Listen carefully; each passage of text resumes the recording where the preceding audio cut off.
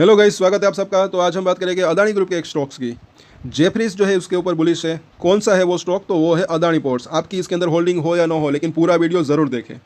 सबसे पहली बात है कि देखिए, बड़ा निवेश कर ही पैसा कमाया जाए ऐसा ज़रूरी नहीं है, ऐसा मुझे लग रहा है। छोटे छोटे निवेश करके अलग अलग स्टॉक्स के अंदर अलग अलग स्टॉक्स के अंदर जो है छोटे छोटे निवेश करके भी जो है अच्छा पैसा बनाने का मौका मिल सकता है, ऐसा मुझे लग रहा है। तो इसके ऊपर आप चाहे तो अपनी नज़र बना के रख सकते हैं। अभी थोड़ा करेक्शन भी है इसके अंदर, तो करेक्शन के अंदर भी इसके ऊपर आप चाहे तो अपनी नज़र बना के रख सकते हैं। कितना ऊपर जा सकता है वो भी जेफरीज ने बताया, तो वो भी हम देखेंगे कि जेफरीज ने बढ़ाया अदानी पोर्ट का टारगेट प्राइस। जेएसडब्ल्यू इंफ्रा का कवरेज शुरू, इसके ऊपर भी आप चाहे तो नज़र बना के रख सकते हैं। और लेकिन इस स्टॉक को फटाफट बेचने की सलाह, वो कौन कौन से स्टॉक्स हैं वो भी हम देखेंगे।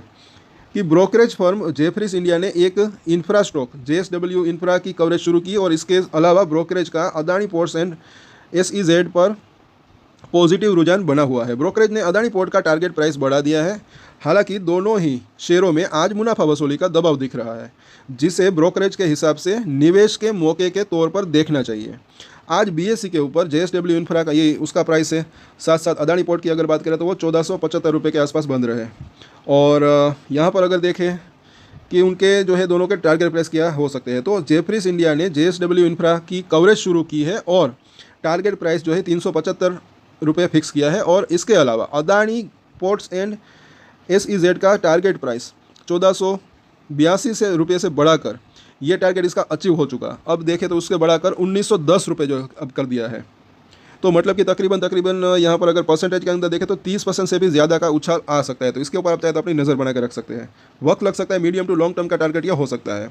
गिरावट के अंदर अगर चाहे तो इसके ऊपर अपनी नज़र बना के रख सकते हैं। साथ साथ आगे देखें तो इसके अलावा जेफरीज ने गुजरात पीपावाव पोर्ट की अंडर परफॉर्म रेटिंग को बरकरार रखा है, लेकिन टारगेट प्राइस 232 से घटाकर 140 रुपये कर दिया है। गुजरात पीपावाव पोर्ट के शेयर ये जो है थोड़ी सी गिरावट के साथ बंद रहा है, इसको आप चाहे तो इसको देख सकते हैं। आगे देखें, जेफरीज का मानना है कि प्राइवेट सेक्टर की पोर्ट की डबल डिजिट वॉल्यूम और ईबिटा ग्रोथ जारी रहेगी। इसे मार्केट शेयर गेन, अधिग्रहण और विस्तार से सपोर्ट मिलेगा। जेफरीज की कैलकुलेशन के मुताबिक FY 24 से 30 के दौरान ऑल इंडिया पोर्ट कार्गो के सालाना 6% की चक्रवृद्धि ब्याज यानी कि CAGR से बढ़ने की संभावना है, जो पिछले दशक के 5% के औसत से ऊपर है। वहीं इस दौरान पोर्ट की क्षमता 1.3 से 1.4 गुना बढ़ने की उम्मीद है।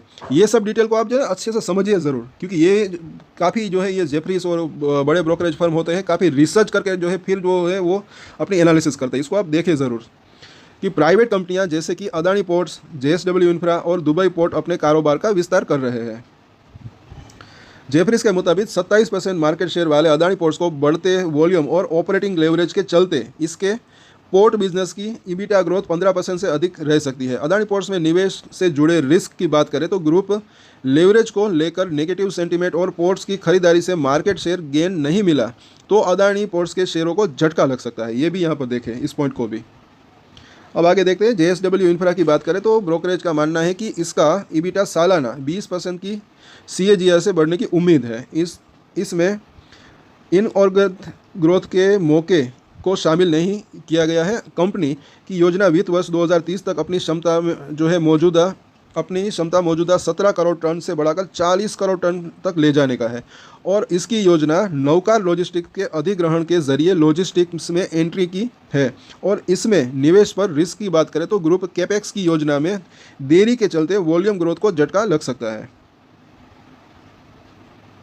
और अब आखिर में देख लेते हैं कि अब गुजरात पीपावाव की इसकी बात यहाँ पर कर लेते हैं कि उसकी बात करें तो जेफरीज के मुताबिक मुंद्रा पोर्ट पर अदानी ग्रुप के दबदबे के चलते इसे मार्केट में अपना दबदबा बनाए रखने में दिक्कत हो सकती है।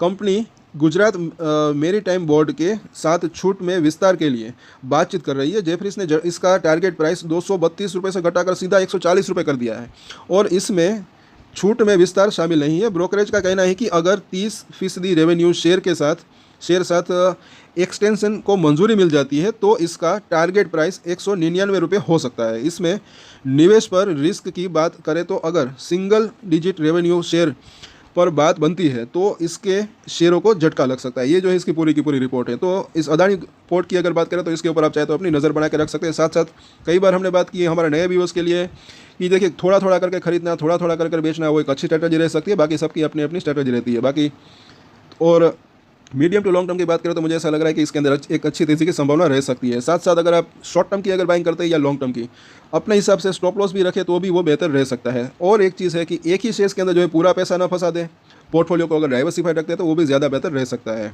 सो आई होप कि आपके सबके मतलब कि समझ में आ चुका होगा। आज के इस वीडियो में इतना, अगर अच्छा लगा तो लाइक शेयर एंड सब्सक्राइब जरूर करें। और एक स्टैंडर्ड डिस्क्लेमर जो कि मैं हमेशा देता हूँ, आप कोई भी ट्रेड लो उससे पहले अपनी रिसर्च करें, अपने फाइनेंशियल एडवाइजर की सलाह ले, उसके बाद ही कोई डिसीजन ले। और डिसीजन ले तो उसकी जिम्मेदारी मेच्योरिटी के साथ खुद ही ले। ये वीडियो मैंने एजुकेशन पर्पस के लिए बनाए, मेरी तरफ से कोई भी बाय या सेल की रिकमेंडेशन नहीं है। Thank you.